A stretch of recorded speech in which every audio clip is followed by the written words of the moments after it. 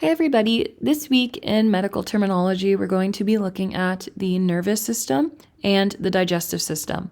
And as we go through the anatomies related to each structure, we're going to highlight various aspects of where pathologies or disordered states may come about or may exist within these systems.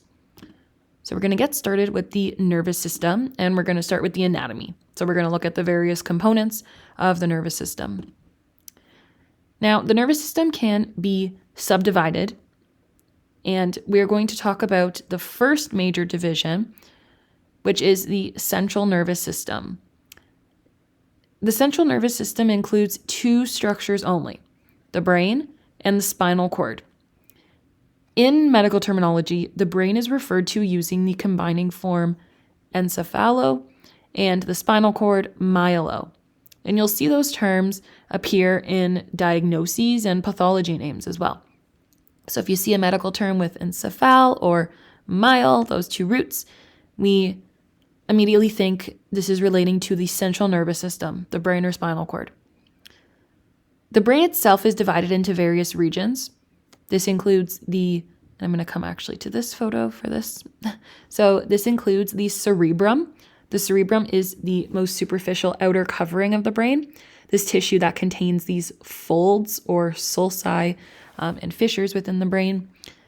At the base of the brain, here is the cerebellum. And each of these structures has a specific function. For example, the cerebellum is associated with balance and coordination of movement. The cerebrum includes some higher level processing. It includes the frontal lobe, which is involved in thinking and some aspects of memory and movement as well. So there are many features depending on the specific lobe of the cerebrum that we are talking about. Deeper within the brain is the diencephalon. This includes structures like the hypothalamus and the thalamus. The hypothalamus is particularly pertinent in the sense that it is involved in regulating homeostasis. Homeostasis has been discussed many times in this course already in terms of maintaining an internal set point or internal balance in the body. And the hypothalamus largely regulates this, or is that control center, if you will, of homeostatic processes. And in addition, stemming out from the base of the brain here is the brainstem, and it includes structures such as the medulla oblongata and the pons. The medulla oblongata is something that we've seen previously in the respiratory system, as it is involved in regulating breathing. So again, there are two main divisions of the nervous system, the central nervous system and peripheral. So central includes the brain itself and spinal cord, and the peripheral nervous system essentially connects the central nervous system to the rest of the body. So the peripheral nervous system consists of everything outside of the brain and spinal cord. The peripheral nervous system acts as the communication network, if you will. So it will carry information to and from the brain and spinal cord. This could include information from the distal structures, such as sensations of touch. It can also include information from the internal organs that is sent to the brain for processing. So any information from outside of the central nervous system is carried through the peripheral nervous system to the brain and spinal cord for integration or processing. And that information is then integrated, processed, and a response is carried out through the peripheral nervous system as well. And we'll look at further subdivisions of the peripheral nervous system a little bit more on the next slide. But there are two main subdivisions of the PNS, the first of which is the somatic nervous system. So the somatic nervous system is involved in conscious perception of the environment. So conscious awareness and voluntary movement. So in other words, things that you are aware of and that you can control. This includes things like feeling pain, temperature, touch, deciding to move your arm or to walk across the room. So conscious voluntary efforts. The other major part of the peripheral nervous system is the autonomic nervous system. And unlike the somatic nervous system, the autonomic controls involuntary functions, things that your body does automatically without conscious effort. So this includes things like heart rate, digestion, blood pressure, the activity of glands in the body and the release of hormones, all functions that you do not actively control on your own, including functions that happen when you're asleep, right? So breathing, heart rate, and heart rhythm. Now, of the autonomic nervous system, there are two branches here. We have the sympathetic nervous system, which is associated with the fight or flight response. So when activated, the sympathetic nervous system prepares your body for stress or danger. And what kinds of things occur when you're in states like that? If you were to just pause and think about what kind of physiologically happens when I'm in a stressful state or environment. Well, your heart rate increases, your pupils dilate, digestion typically slows down, and energy or blood flow is redirected to your muscles. Now, the reason for these outcomes is an adapted process. So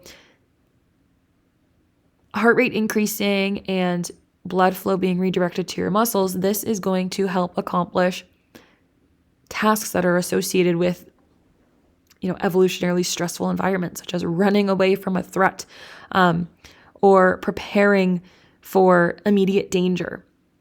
So heart rate increasing to bring more oxygen to your tissues. Pupils dilating to be able to take in more visual stimuli, essentially, from your surrounding environment. And digestion becomes less of a priority when you're faced with immediate danger. So digestion slows and blood is diverted away from the digestive system towards the muscular system. Now, the parasympathetic nervous branch is often summarized as rest and digest. So it's doing a lot of the opposite effects of slowing the heart rate, stimulating digestion, and promoting energy conservation and recovery. So during sleep, for example, the parasympathetic nervous system is more activated. So let's walk through this diagram by following some of the direction that the information is providing. So we'll start in the middle with the peripheral nervous system. And as I mentioned, this is our communication network. So we can see some arrows going between the PNS and the central nervous system. As I mentioned, information is sent from the peripheral nervous system through what's called sensory neurons or nerve fibers.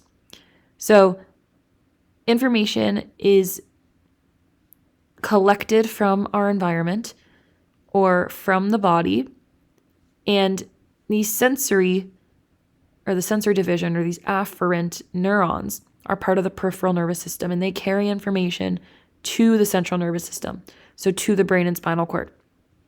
Once that information is integrated and processed,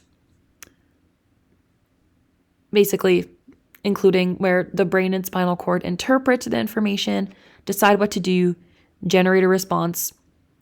Now, we carry that information out of the central nervous system, and this is accomplished by the motor or efferent division.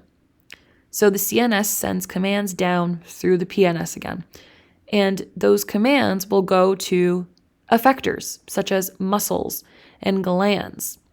So information comes in through the sensory afferent division.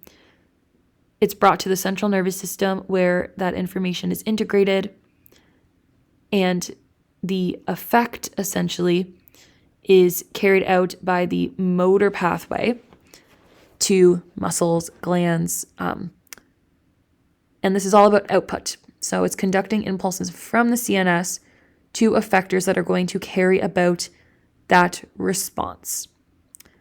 Now, the motor division, though, can be broken up into two different pathways. Again, there's that autonomic system, and so this goes to skeletal muscle and is under voluntary control. So again, if you decide to move your arm, this pathway is used. So that information is including motor neurons that innervate voluntary tissues such as skeletal muscle, right? Under voluntary control. Now, the motor efferent division also involves the autonomic nervous system. And this controls involuntary action. So the targets are things like cardiac muscle, smooth muscle, glands, things you don't consciously control. So perhaps information is obtained from our environment that there's a threat nearby. That information is sent to the central nervous system. It's processed and integrated, and a response might be the motor innervation of cardiac muscle to increase heart rate, as an example.